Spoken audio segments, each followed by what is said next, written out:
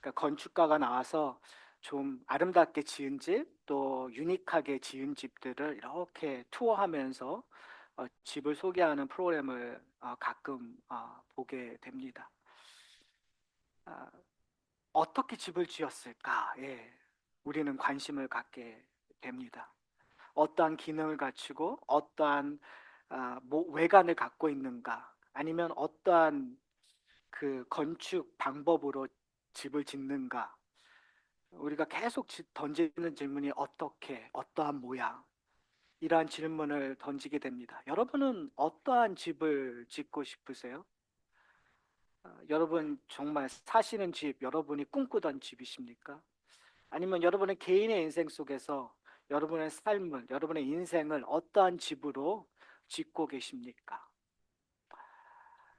저희 하산학교의 공동체는 어떠한 공동체로 지금 세워가고 있습니까?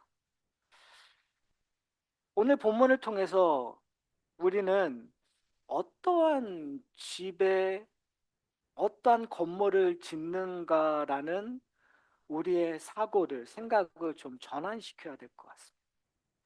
사실은 오늘 예수님께서 하시는 이 말씀은 어떻게 집을 지을까가 아니라 어디에 집을 지을까입니다. 오늘 저희가 읽은 본문은 예수님께서 소위 말하는 평지설교의 마지막 결론 부분이에요.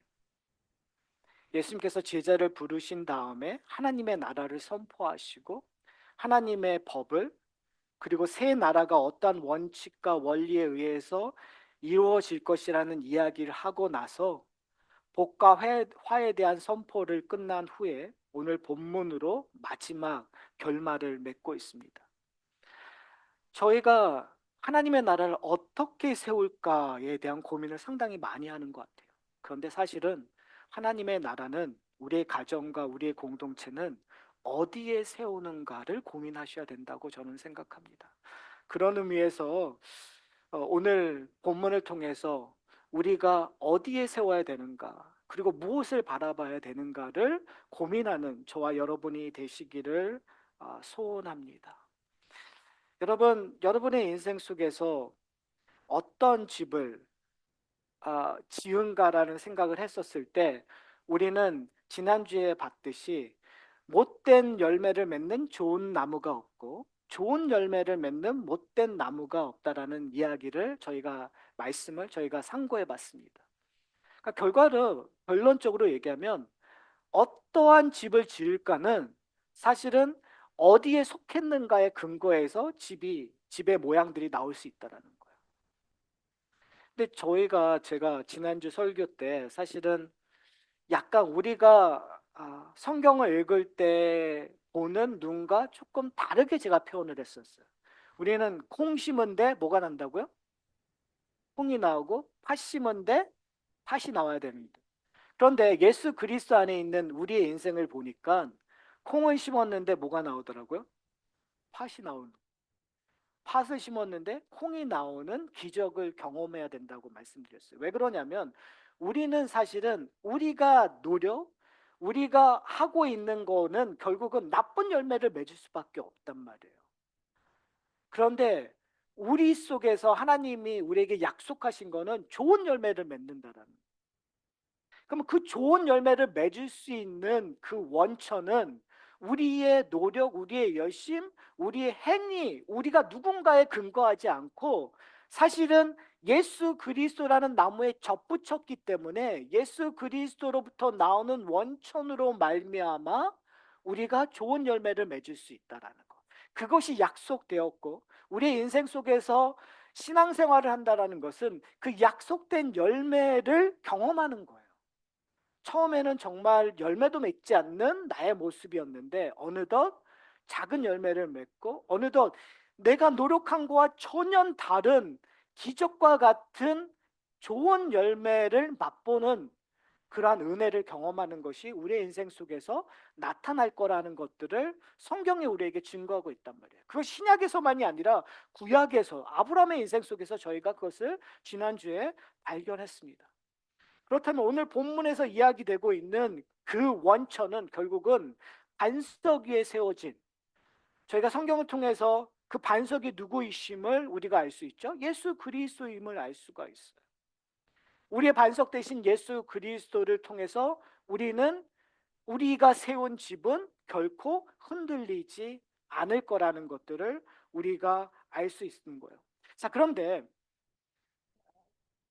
요즘 저희 플로리다를 보면 허리케인 때문에 많이들 고생을 하는 것 같아요. 지난주에 플로리다를 갔다 오신 분들도 있지만 직접 눈으로 봤었을 때 사실은 느끼는 그런 감정들이 다를 수 있어요. 그러면 아, 맞죠. 태풍만 불러도 정말 집이 무너지기도 하겠지라는, 그러면 우리는 결론이 어떻게 되죠? 아, 튼튼한 집을 지어야 되겠다는 생각을 하게 돼요. 좀 더 튼튼한 곳. 그러면 우리는 그 튼튼한 곳이 어딘가를 찾고, 그리고 어떻게 좀 더 튼튼한 자재로 집을 세울 거라는 노력을 하게 돼요. 그 노력은 상식선에서 맞출 수 있는 것 같아요. 그러나 저는 오늘 본문을 통해서 우리가 좀 오해하고 있는 부분들이 있는 것 같아요. 저 왜 그러냐면 46절을 보면 이렇게 얘기해요. 너희는 나를 불러 주여 주여 하면서도 어찌하여 내가 말하는 것을 행하지 않느냐라고 지금 예수님께서 질책하는 것처럼 이야기를 해요.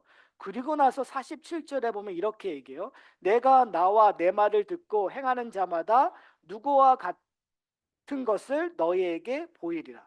그러니까 예수님께서 우리에게 보여주신다고 얘기했어요. 그런데 그 보여주시는 그 예를 드시는 거예요. 그런데 누구와 같은 것을 이야기하면서 그 뒤에 보여주시는 내용들을 얘기하고 있어요. 하나는 온전한 반석 위에 지어지는 곳, 그리고 하나는 흙 위에 지어지는 것을 이야기하고 있어요. 근데 저는 우리가 하나 놓치고 있는 것이 뭐냐면 하나님의 백성들에게 보여지는 환경이에요. 제가 왜 이런 얘기를 하냐면 저는 하나님 예수님께서 보여주시는 지금 이 이야기가 오늘 본문만 이야기하는 게 아니잖아. 오늘 본문만 우리가 보면 아, 여기에 함몰되어서 그냥 이렇게 이해할 수 있어요. 그러나 제가 말씀드렸던 것처럼 지금 예수님께서 새 하늘과 새 땅에 새로운 나라가 시작될 거라고 얘기하고 있어요. 그리고 복되다고 얘기하고 있어요. 그러면 제가 생각하는 것은 보여주실 때 좀 완전하고 아름다운 환경에서의 모습이 나타나야 되지 않을까요? 근데 오늘 보여지는 일들은 어떠한 거죠? 제대로 지어진 곳에 있든 제대로 지어지지 않는 곳에 있든 어디에요? 탕류가 부딪힌다는 표현을 쓰고 있어요. 예수님께서는 뭐냐면 새로운 나라가 도래했는데 그 나라가 도래한 그곳에서 일어나는 것은 뭐가 일어난다고요? 탕류가 부딪힌대. 여러분, 이게 무슨 말인가? 우리 인생 속에서 여러분 탕류가 부딪히는 걸 겨우 원하세요? 저 같으면 예수님께서 정말 축복을 주신다고 얘기하면 아, 맞아. 나에게 아주 뭐 정말 아름다운 곳에 옮겨 놓고 정말 내가 손 하나 움직이지 않고 맛있는 거 먹고 손 하나 움직이지 않고 모든 것이 내가 원하는 대로 자동으로 이 모든 게 변하는 그러한 세상을 여러분 원하지 않으세요? 저만 원하나요? 예수 믿고 복 받으면 내 인생이 정말 편해져야 되는 걸 여러분 기대하지 않으셨어요? 저만 기대했군요. 사실 우리는 그런 기대를 하는데 오늘 본문을 보면 지금 예수님께서 얘기하는 환경은 편한 세상이 아니라 행복한 세상이 아니라 어떤 세상이라고요? 탕류가 부딪히는 환란과 고난의 세상을 이야기하고 있는. 이상하지 않으세요? 아니 좀 억울하지 않으세요? 왜냐면 하나님의 새로운 세상에 왔으면 예수님이 오시면 예수님이 내가 이제 로마의 압제를 이겨서 소위 말하는 이 예수로 이루는 아름다운 완벽한 이 세상을 만들겠다. 그리고 내가 거기에 너희가 살게끔 하는 그런 약속을 주실 만도 한데 앞으로 우리의 인생 속에 뭐가 온다고요? 항유가 온대요. 자, 그래서 중요한 게 뭐냐면 상류가 왔을 때 복 있는 삶이 어떠한 삶이냐는 걸 우리가 깨달아야 돼요. 자, 그러면 탕류가 왔었을 때 집이 무너지는 삶은, 흙 위에 세워지는 삶은 도대체 무엇일까라는 것들을 저희가 유추해야 돼요. 우리는 흙 위에 세워지는 집, 그 집은 어떠한 거죠? 사람들이 멋있게 지어졌던 걸 거예요. 그렇죠. 그러면 그 멋있게 지어진다라는 건 어떤 의미일까요? 오늘 본문을 보면, 오늘 본문만 보면 안 된다고 제가 말씀드렸죠. 지금 예수님의 이 설교란 말이에요.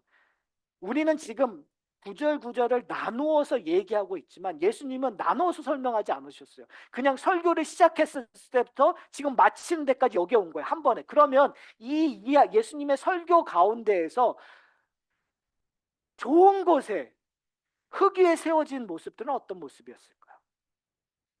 당연히 화 있을진저 하면서 얘기되었던 거예요.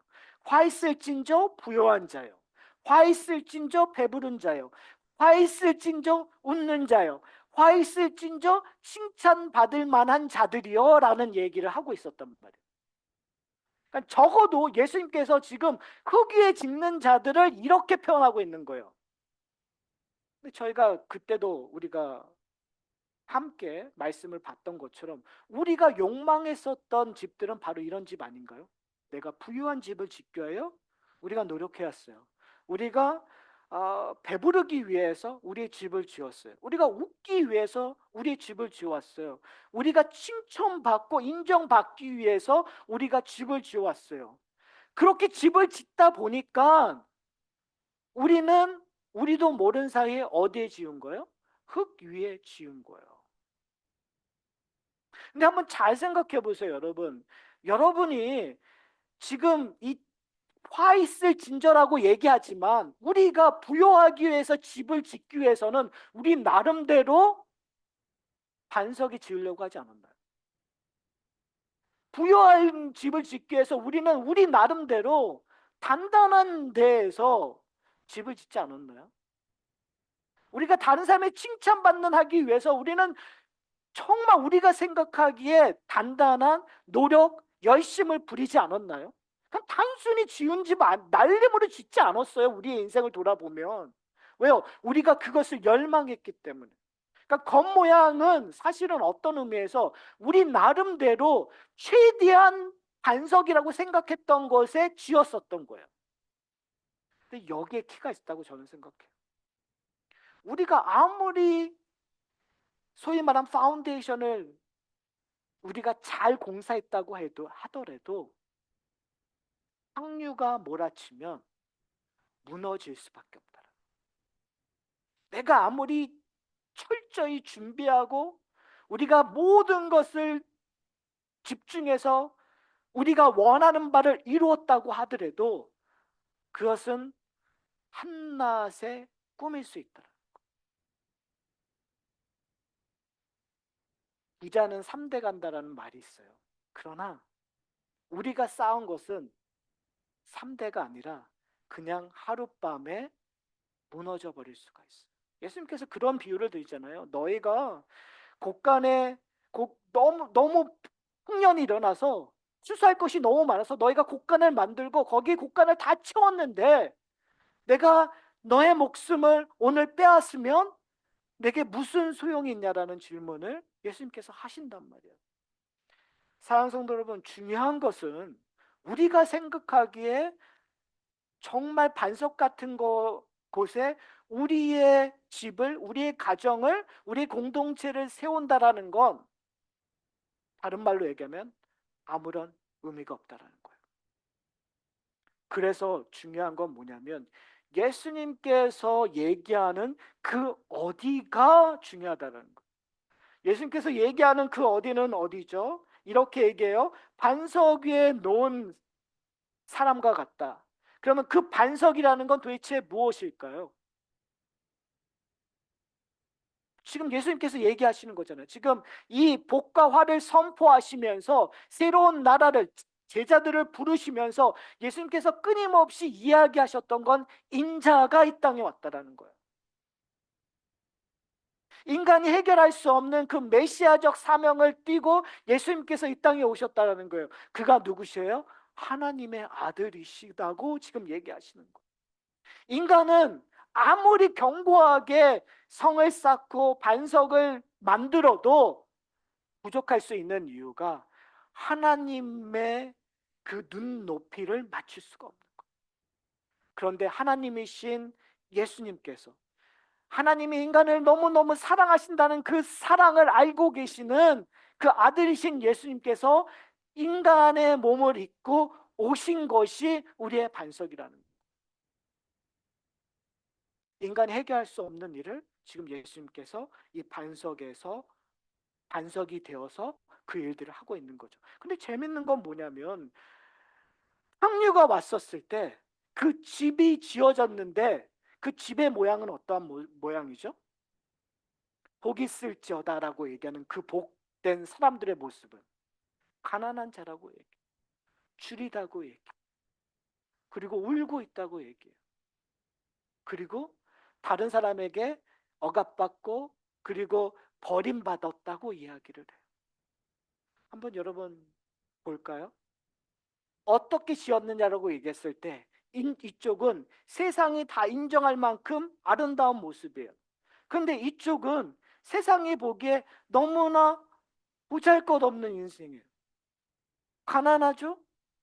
지금 배고파 있죠? 그리고 울고 있죠? 심지어 쫓김을 당한, 어떻게 보면 판잣집과 같은, 이쪽은 대궐과 같이 아름다운데 이쪽은 판잣집 같은 거예요. 그런데 탕류가 왔었을 때 어떤 일이 일어나요? 여기는 무너져 없어지는 거고 여기는 남아있는 거예요.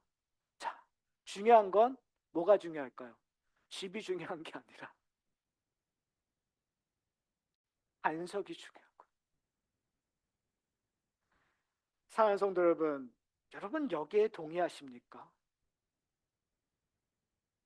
여러분, 여러분의 인생이 판잣집 같아도 여러분 만족하십니까? 여러분의 인생이 정말 보잘것없는 거여도 여러분 만족하십니까? 여기서부터 이제 어려움이 오는 것 같아요. 우리는 만족하지 못하죠. 다른 사람이 좋은 집에 가면 내가 한없이 처량해 보이고, 다른 사람이 건강해서 막 어디든 마음대로 하고 싶은 거 다 하고 갔었을 때 내가 침상에 있으면 정말 답답하고 내 인생이 이게 뭐지라는 생각이 들기도 하고, 다른 자녀들이나 그 가정이 너무 행복한 걸 보면 좋기도 하지만 우리 자식들은 뭐하나, 왜 우리 가정은 왜 이러나 라는 생각 때문에 정말 그냥 답답해서 내가 내 인생 정말 잘 살아왔나 라는 것들을 끊임없이 질문할 수밖에 없는 것이 우리의 모습, 우리의 실제적인 모습이지 않습니까? 그래서 참 어려운 것 같아요. 왜요? 성경에서는 예수님께서는 그것을 복되다고 얘기해요. 그래서 저는 오늘 본문 46절이 우리에게 되게 중요한 말씀인 것 같아요.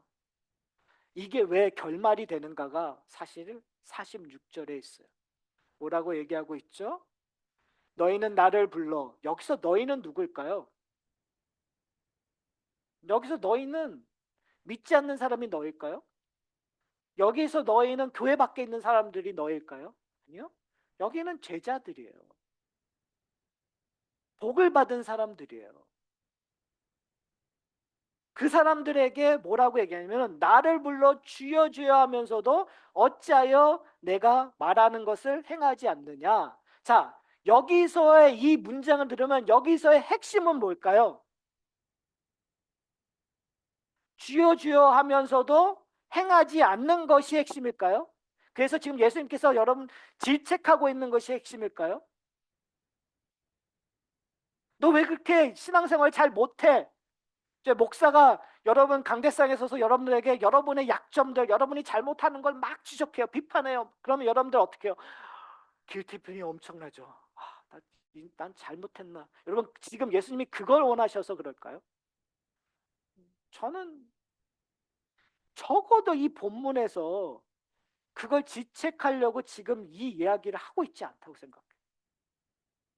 지금 예수님께서 뭐에 대한 얘기를 하고 있죠? 새로운 나라가 됐다고 얘기하는 거예요.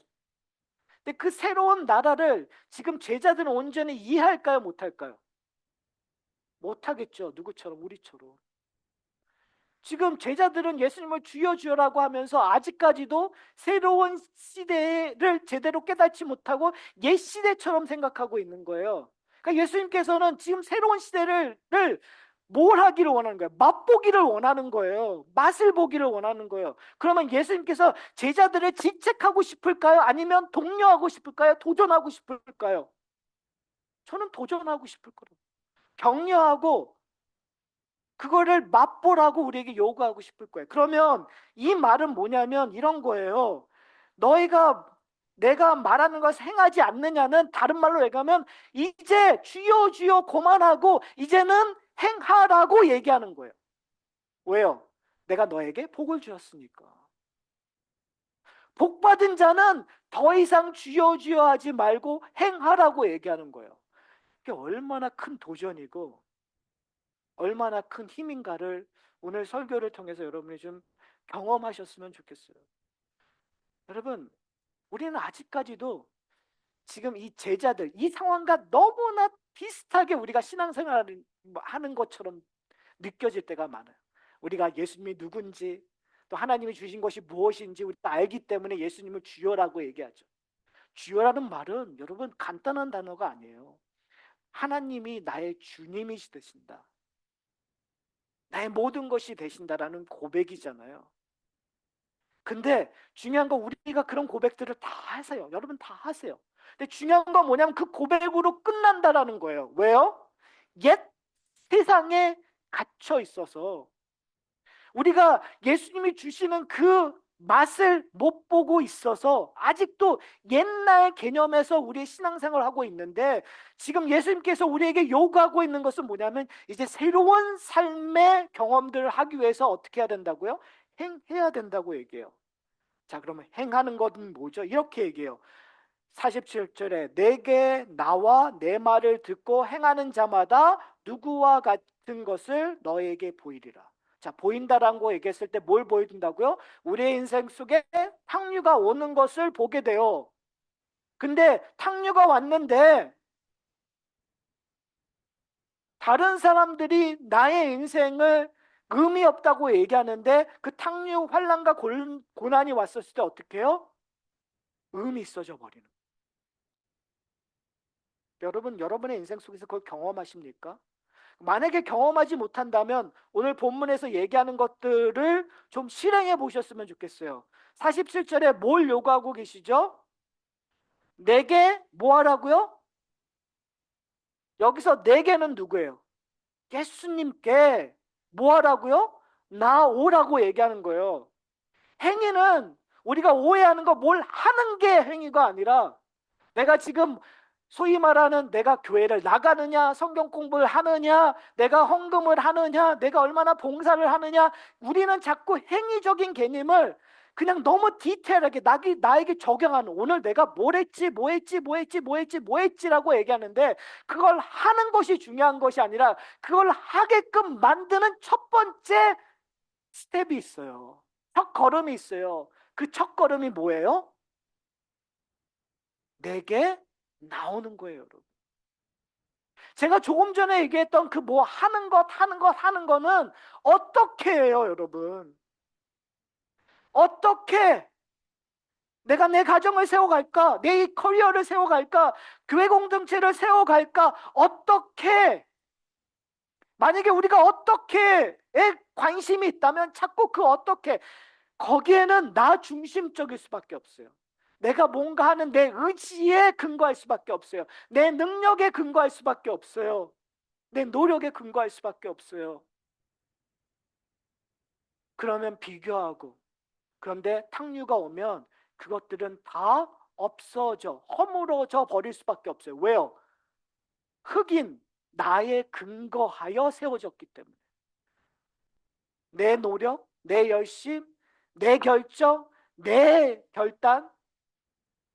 근데 지금 예수님께서 얘기하는 거예요. 이제 새로운 나라가 시작되었는데 누구에게 나오라고요? 예수님께 나와라. 중요한 건 뭐냐면 주여 주여 말만 하지 말고 뭐 하라고요? 행하라, 시도하라. 예수님께 나오는 걸 여러분 우리가 해야 돼요. 나를 버리고 예수님께 나가는 거. 왜요? 탕류가 오니까 여러분 탕류가 오면 어떡하죠? 걱정, 근심이 생길 수밖에 없죠. 우리 인생에서 탕류가 온다는 걸 뭘까요? 나에게 자꾸 고난이 온다는 거예요. 아무리 열심히 일해도 자꾸 잔고가 줄어들고, 아무리 열심히 노력해도 관계가 무너지고, 아무리 열심히 해도 불행해지는 것들, 그것이 내 인생의 탕류란 말이에요. 그때 우리는 그 탕류를 이기기 위해서 우리는 어떻게 하죠? 그 탕류와 맞설려고 해요. 자꾸 내가 나가서 맞설려고 해요. 내가 나가서 그 문제를 해결하려고 해요. 그러나 오늘 본문에서 새로운 나라의 가장 첫 번째 원칙은 뭐라고요? 누구에게 나가라고요? 예수께 나가는 거예요. 우리가 그걸 어쩌면 가장 못하고 있을 수 있어요. 여러분, 예수께 나가고 계십니까? 그 다음에 두 번째 스텝이 뭐죠? 누구의 말을 듣는 거야? 나가서 누구의 말을 듣는 거야? 예수 그리스도의 말을 듣는 거야. 사랑하는 성도 여러분, 여러분은 누구의 말을 듣고 있습니까? 내 마음의 말을 듣고 있습니까? 아니면 내가 신뢰하는 사람의 말을 듣고 있습니까? 아니면 세상이 얘기해주고 있는 말을 듣고 있습니까? 우리는 그것을 지혜라고 얘기할 수 있고, 그것을 상식이라고 얘기할 수 있고, 그것을 지혜로운 말이라고 우리는 이해할 수 있어요. 그러나 하나님의 나라의 원칙은 그걸 다 뛰어넘어서 우리의 근거는, 우리의 반석은 누구의 말씀이에요? 예수 그리스도의 말씀이에요. 예수 그리스도의 지혜를 따라야 돼요. 예수 그리스도의 명령을 따라야 돼요. 예수 그리스도의 법 안으로 들어가야 돼요. 여러분, 예수 그리스도께 나가지 않으면 예수 그리스도의 말씀을 들을 수가 없어요. 예수 그리스도와 만나지 않으면 예수 그리스도의 말씀을 듣지 못해요.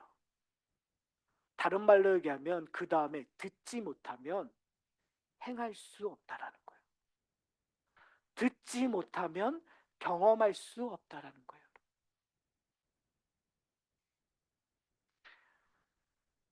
여러분, 영향력을 가장 많이 받는 건 뭘까요? 여러분, 누구에게 영향력을 받으세요? 지금 여러분의 인생 속에서 가장 영향력을 많이 주는 건 뭘까요? 유튜브예요? 여러분, 그 소위 말하는 인스타그램이에요? 아니면 여러분 소셜 미디어예요? 아니면 책이에요? 아니면 어떤 사람이에요? 여러분, 인간은요, 영향을 안 받을 수가 없어요. 어떻게든 영향을 받아요. 그럼 이제부터 저희가 고민해야 될 거는 내가 누구에게 영향을 받을까? 지금 여러분의 인생 속에서 영향을 주는 것들을 잘 한번 분석해 보세요. 만약에 예수 그리스도가 아니라면, 그리고 그 영향력 때문에 여러분이 지금 여러분의 인생을 만들어가고 있다면, 어쩌면 여러분은 흙위에 집을 짓고 있는 거예요. 어떻게 하셔야 돼요? 거기에서 떠나셔야 돼요. 움직이셔야 돼요. 그러기 위해서 우리가 해야 될 것은 성령의 도우심으로 예수 그리스도와 만나셔야 돼요. 예수 그리스도의 말을 들으셔야 돼요. 들으면 행하는 거예요. 이게 따로따로 움직이는 것이 아니라 하나라는 사실을 여러분이 기억하셨으면 좋겠어요. 그렇기 때문에 하박국 선지자가 3장 17절에 이렇게 고백해요. 제가 읽어드릴게요. 무릇 무화과 나무가 무성하지 못하며 포도나무에 열매가 없으며 감람나무에 소출이 없으며 밭에 먹을 것이 없으며 우리의 양이 없으며 외양간에 소가 없을지라도 나는 여호와로 말미암아 즐거워하며 나의 구원의 하나님으로 말미암아 기뻐하리로다. 주 여호와는 나의 힘이시니라. 여러분, 이 고백을 여러분이 하실 수 있으세요? 세상이 보기에 나는 판자촌 같아요. 판자집 같아요. 세상이 볼 때는 조금만 바람이 불어도 무너질 것 같아요. 소출이 없어요. 내 인생에 아무런 의미가 없는 것처럼 보여요. 그러나, 하박국 선지자가 고백했던 것처럼, 어떠한 비바람이 와도 나는 만족하리라는 고백이 나온다면 결국은 그 탕류에 무너지지 않을 거예요. 사랑하는 성도 여러분, 구약에 보면 그러한 고백들이 참 많아요. 그런데 재밌는 건 뭐냐면 그러한 고백이 나올 때 되게 능동적이었다는 사실을 발견하게 돼요. 그러면 다니엘서의 다니엘의 이야기를 보면 다니엘이나 다니엘의 친구들 그 이야기들을 보면 충분히 비껴갈 만할 일들이 일어나요. 그 어려움 속에서 내가 피할 길들이 분명히 있어요. 상식적으로. 그러나 다니엘이나 다니엘의 친구들은 의도적으로 그 어려움 속으로 대면해 가요. 왜요? 그곳에서 하나님을 만날 수 있는 기회들이 있으니까. 그래서 나오는 고백이 뭐죠? 그렇게 아니하실지라도. 탕류가 너무 거세서 내가 있는 이 땅이 무너질 것 같아요. 여러분 그렇지 않을 거라고 생각하세요? 그 느부갓네살 왕이라는 사람은 정말 어마어마한 힘을 가지고 있었던 사람. 눈짓 하나라도 쉽게 죽일 수 있는 그 상황 속에서 무릎 꿇고 경배하라는 그 말 속에서 담대하게 있었단 말이에요. 기도하지 말라고 했었던 그 상황에서 담대하게 예루살렘을 향하여 기도하는 그 모습, 그건 분명히 의도성이 있었던 거죠. 왜요? 그들은 하나님이라는 반석에 있었습니다. 사랑하는 성도 여러분, 과연 우리의 인생은 그러한 모습으로 가고 있습니까? 제가 지난주에 설교했던 것처럼 이런 일들이 그냥 일어날까요? 저는 그냥 일어나고 생각하지 않습니다. 조그만 경험들이, 조그만 하나님과의 만남 속에서 다니엘이 그렇게 고백하는 거예요. 하박국 선지자가 그에게 있었던 그의 인생의 조그만 사건들 속에서 그 환난과 고난 속에서 경험했던 그 경험 때문에 지금 사막과 같이 내 인생이 아무러한 보잘것없는 상황 속에서도 나는 하나님을 의지하겠다는 고백을 하고야 마는 거죠. 사랑하는 성도 여러분, 구약의 성도들도 그랬습니다. 그런데 신약의 성도들, 지금 예수님께서 이 모든 말씀을 성지설교를 마치면서 우리에게 약속하시는 거예요. 이제 내 안에 있으면, 이 당시에 제자들은 그걸 깨닫지 못했어요. 예수님께서 이루신 것들이 뭔지를 온전히 이해하지 못했어요. 그러나 우리는 예수님께서 이루신 것들을 알잖아요. 우리를 위하여 십자가에 달려 죽으시고 부활하셨다는 그 은혜를 저희는 알고 고백하잖아요.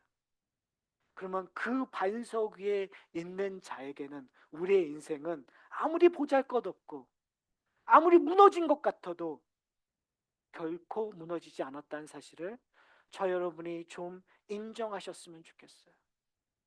사랑하는 성도 여러분, 더 이상 말로만 주여 주여 하는 것이 아니라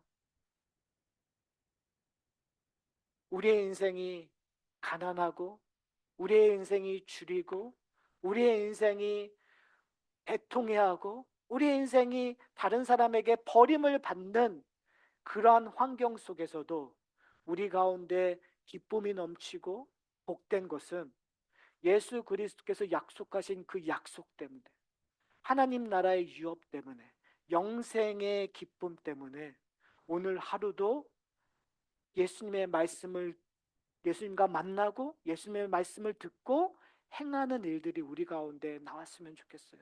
그러면 그 기쁨이 넘쳐질 거예요. 이제 설교를 마치려고 합니다. 제가 예배 부름을 할 때 말씀드렸던 것처럼 결국은 내가 아는 만큼 감동할 수밖에 없어요. 내가 어떠한 사람을 온전히 알지 못한다면 그가 가진 것들 내가 시기 질투할 수가 있고 그가 가진 것들에 대해서 험할 수 있어요. 그러나 내가 그 사람을 안다면 그 사람에게 주어진 것들을 내 것처럼 정말 내가 받은 것처럼 기뻐할 수 있어요. 예수님께서 여러분에게 원하는 건 바로 그거예요. 안 그러겠습니까? 왜 예수님께서 십자가에 달려 죽으셔야 돼요? 예수님께서 여러분을 품고 십자가에 달려 죽으셨다면 지금 예수님께서 여러분에게 원하는 건 뭘까요? 내가 십자가 달려서 부활한 그거를 너희가 조금이라도 느끼기를 원하시지 않으실까요?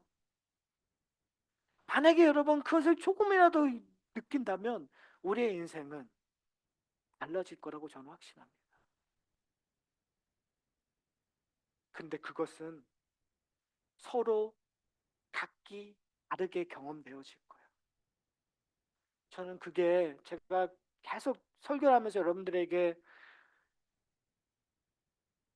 주지시켜 드리려고 하는 것이 제가 목회하면서 계속 평생 동안 제가 여러분들에게 주지시켜 드리고 싶은 그런 게 있어요. 그게 뭐냐면 우리는 힘의 원동력을 했었을 때 우리는 자꾸 세상에 있는 기계적 메커니즘에 의해서 우리가 생각할 때가 참 많은 것 같아요. 세상에서 힘, 마력을 이루기 위해서는 모든 실린더가 같이 움직여야 돼.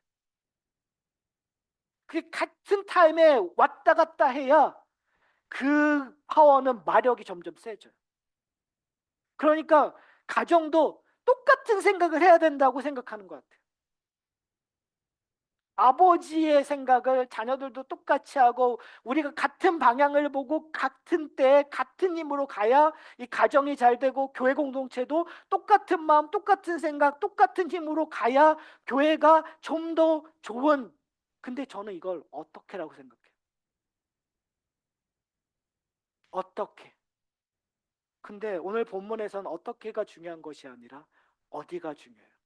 그런 의미에서 저는 실린더가 엇박자로 움직여도 아니 오히려 우리가 다른 상황에 있는 것이 하나님의 은혜를 우리가 어디 있는가를 발견하는 아주 중요한 거라고 생각해요. 우리 가정에 누군가가 아파한다면 그것을 통해서 하나님과 만날 수 있는 장소가 되는 거예요.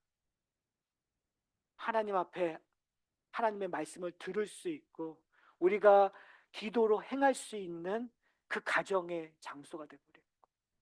마찬가지 교회 공동체도 그런 것 같아요.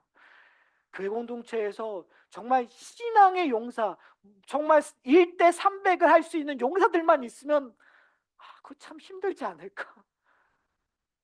누군가가 쓰러지고 지쳐서 지금 주저 누워야 그를 위해서 공동체가 함께 기도할 수 있지 않을까요? 누군가가 힘들어서 애통해야 우리가 그를 위하여 함께 기도할 수 있지 않을까요? 그 때문에 하나님 앞에 나갈 수 있지 않을까요? 그게 공동체의 능력이고 그게 우리 공동체가 어디에 있는가를 깨닫는 거라고 저는 생각합니다. 이제 설교를 마치려고 합니다. 여러분, 이게 우리의 가정의 모습이에요. 그렇다면 이대로 하나님께서 어떻게 해요? 우리가 반석 위에 있다면 기뻐하시겠죠. 이게 하산학교의 공동체의 모습이에요.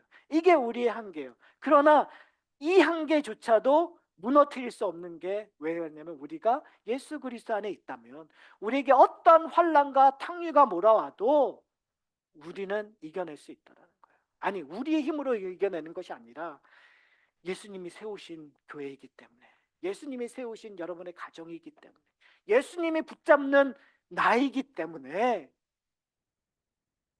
지금 이대로 이 모습대로 그러나 중요한 건 뭐라고요?